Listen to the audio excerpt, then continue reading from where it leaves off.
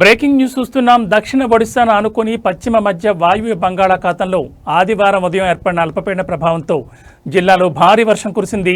తెల్లవారుజాము నుంచి ఎడతెరిపి లేకుండా వర్షం కురియడంతో జనజీవనం స్తంభించిపోయింది. రహదారులు జలమయమయ్యాయి. అనకాపల్లి జిల్లాలో ఆదివారం ఉదయం నుంచి ఎడతెరిపి లేకుండా వర్షం కురుస్తోంది.